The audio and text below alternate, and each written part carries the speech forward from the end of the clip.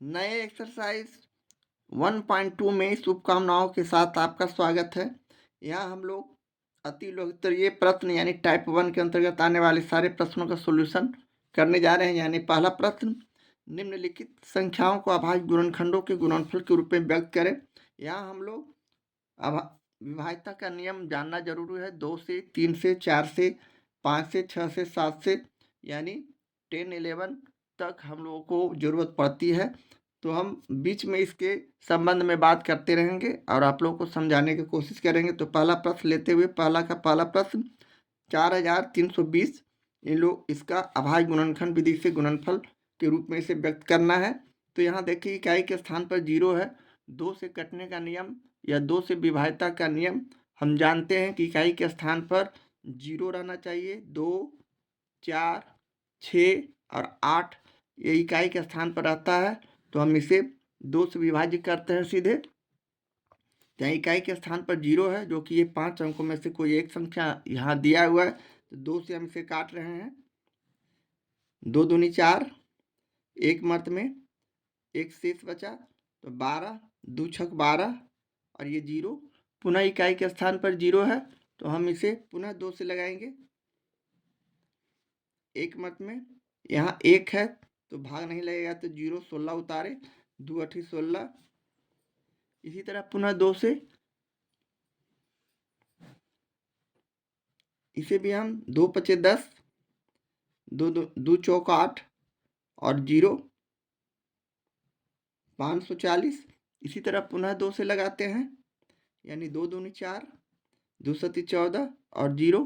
इसे भी पुनः 2 से लगाते हैं। इस तरह का प्रश्न हम लोग क्लास 8 में बना चुके हैं।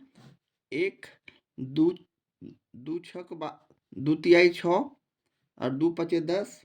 इसी तरह अब हम संख्या को देखते हैं। 2 से नहीं लगेंगे इसलिए कि इकाई के स्थान पर 5 आ चुका है। तो हम 3 से चेक करते हैं। 2 के बाद 3 से चेक करते हैं। सारे संख्याओं को जोड़ देते हैं। 5 3 8 1 9, जो कि 3 से कट जाता है 9। तो हम सीधे 3 से इसे विभाजित करेंगे। 3 चौक 12 और 3 पचे 15। इसी तरह आगे भी हम 3 से करेंगे, इसलिए कि 5 4 9, 3 से कट जाते हैं, विभाजित हो जाते हैं। तो 15 तिया 45। अब ये छोटे अंक को तो हम आसानी से 3 पचे 15 इस तरह कर सकते हैं। अब हमारा जो आंसर आ गया, इस तरह हम इसे लिख सकते हैं। इसलिए 4320 बराबर 2 हमारे पास कितने बार आए हैं? 1 2 3 4 5 बार। तो इसे हम 2 पर पावर 5 कर देंगे।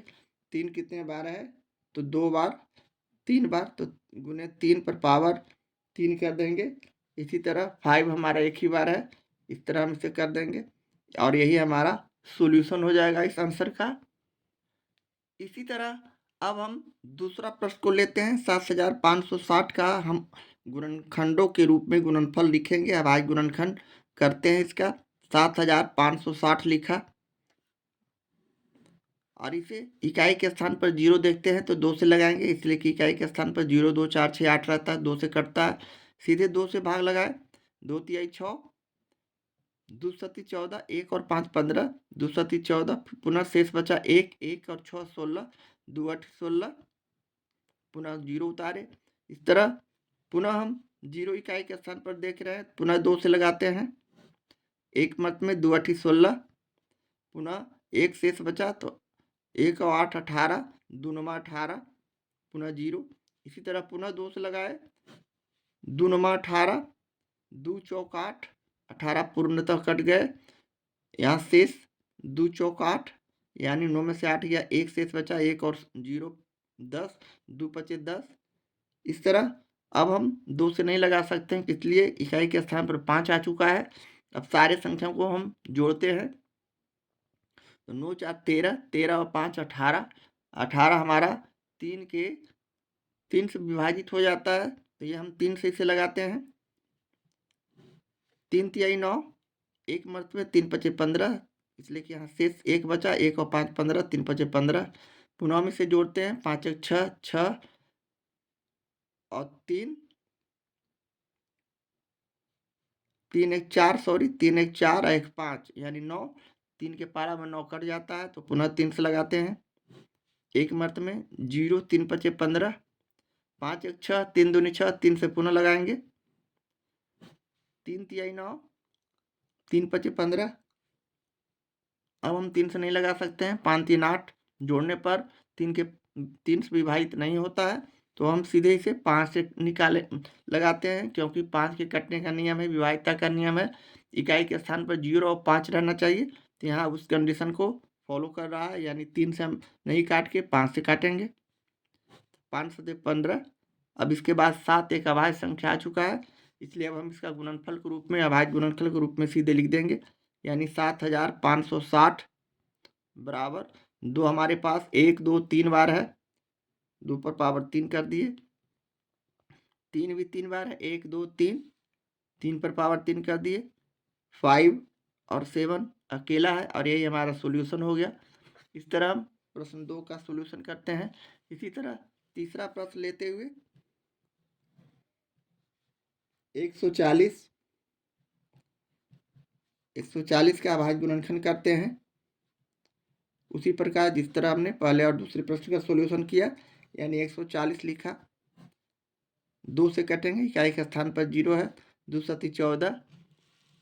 इसी तरह पुनः 2 से कटेंगे, 2 तिहाई 6, यानी 2 पचे 10। अब हम सीधे 5 लगाते हैं, इसलिए इकाई के स्थान पर 5 है, 5 सते 35। इस तरह हम अभाज्य गुणनखंड के रूप में इसे इस तरह लिख सकते हैं, 140 बराबर 2 पर पावर 2 और गुने 2, यहाँ 2 बार है, 5 5 गुने 7, और ये हमारा सॉल्यूशन है, आंसर है। इसी तरह चौथा प्रश्न लेते हुए 5005, इसका भी हम अभाज्य गुणनखंड करते हैं। उसी तरह 5005 का अभाज्य गुणनखंड हम करेंगे तो सीधे 5 से करेंगे, इसलिए कि 2 से नहीं कट रहे हैं, इसलिए कि इकाई के स्थान पर 0 2 4 6 8 नहीं है। इसी तरह सारे संख्या को जोड़ते हैं तो 10 आता है, 10 भी 3 से विभाज्य नहीं है, तो यह 3 से भी नहीं कट रहे हैं। 4 से भी कटने का नियम है, इकाई और दहाई वाले संख्या 4 से कटनी चाहिए, तो 0 5 4 से नहीं कटता है, तो ये 4 से भी नहीं विभाजित होंगे। हम सीधे 5 से लगाते हैं, इसलिए कि इकाई के स्थान पर 0 और 5 रहता है, तो 5 से विभाज्य होता है, तो हम यहाँ 5 लिखेंगे। और एक मत में 0 0 1, पुनः हम इसे अभाज्य संख्या देख रहे हैं, तो ये 7 से कटेंगे सीधे, इसलिए कि 7 से कटने का कोई नियम है नहीं, इसे भाग देकर नहीं दिखाया जा सकता है। तो 7 से काटेंगे तो एक मत में 3 शेष बचा 30, यानी 7 28, 2 शेष बचा 21, 7 21। पुनः हम 11 से इसके विभाजित करेंगे, इसलिए कि 11 से करने का भी नियम हम चेक करते हैं विषम संख्याओं का और सम संख्याओं के गुणनफलों, विभाज्यता का नियम में 11 का कटने का नियम हम विस्तार से जानेंगे, बुक में दिया हुआ है क्लास 8 के। तो इस तरह हम इसे 11 से काटते हैं तो 13 आएगा, जो कि 13 एक अभाज्य संख्या आ चुका है, इसलिए हम यहाँ लिख सकते हैं 5005 इक्वल टू 5 × 7 × 11 × 13, और यही हमारा आंसर हो गया। इस तरह हम प्रश्न 4 का सॉल्यूशन करते हैं। इसी तरह अगला प्रश्न 5 लेते हुए 32,760 हमारे पास प्रॉब्लम है, इसका भी हम उसी तरह अभाज्य गुणनखंड करते हैं, यानी 32,760 लिखा, और इसे अभाज्य गुणनखंड विधि से निकालने के लिए इकाई के स्थान पर 0 है, तो 2 से काटेंगे, यानी 1 12 बचा, 2 6 12, 2 तिहाई 6, 2 8 16 और 0। इसी तरह पुनः 2 से, 2 8 16, 0 रिमाइंडर, शेष बचा 3, 3 में से 2 एक मत में 18, 2 9 18 और 0। इसी तरह पुनः 2 से, 2 4 8, 0, 2 9 18 और 2 5 10। अब हम 2 से इसे नहीं काट सकते हैं, अब हम इसे सीधे चेक करते हैं 3 से ये कटते हैं या नहीं। तो 3 से कटने का नियम है, सारे संख्या को जोड़ देते हैं और 3 के विभाज्यता से देखते हैं 3 से ये कटता है कि नहीं। तो 9 4 13 5 18, सभी को जोड़ने पर 18 आ रहा है, जो कि 3 से पूर्णतः विभाजित है, तो हम सीधे 3 से इसे काटेंगे।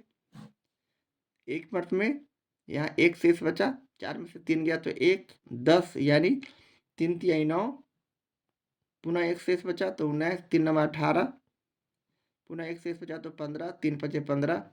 इस तरह 1365 हमारे पास संख्या आया। अब पुनः इसे चेक करते हैं कि 3 से 1 कटेंगे कि नहीं। सभी संख्या को जोड़ते हैं। 3 1 4, 9 4 13 और 5 18, जो कि 3 से विभाज्य है। पुनः हम 3 से लगाते हैं, यानी 3 चौक 12, 1 और 19, 3 छक 18, 3 पचे 15, यानी 400।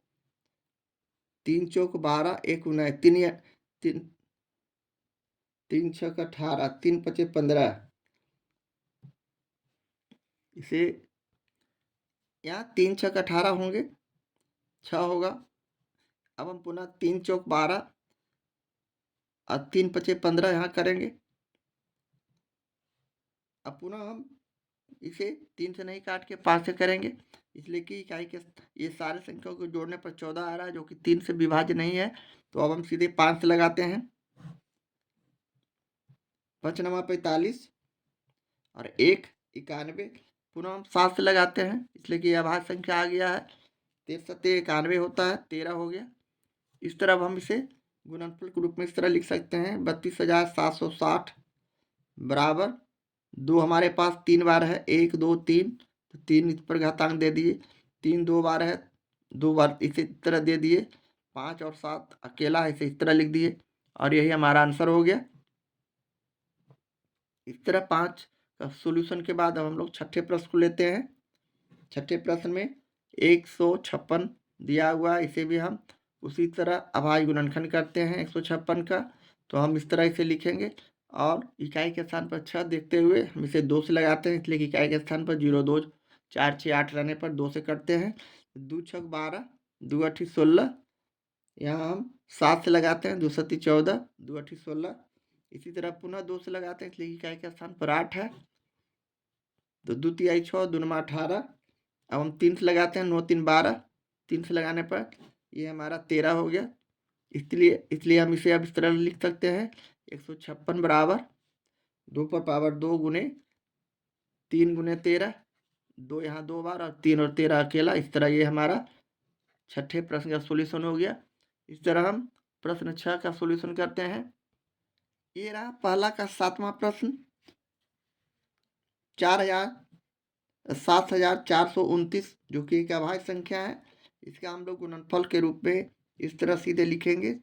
7,429 का अभाज्य गुणनखंड करते हैं, तो ये अभाज्य संख्या रहने के कारण हमें इसे स्वविवेक से ही हल करना होगा, यानी ये 17 से कटेंगे।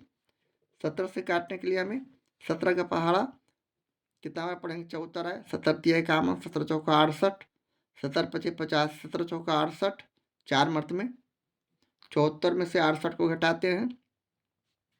74 में से 68 को घटाते हैं, 14 में से 8 गया तो 8 6 14, यहाँ कटकुट यानी 6 6 और 2 उतारे तो 62।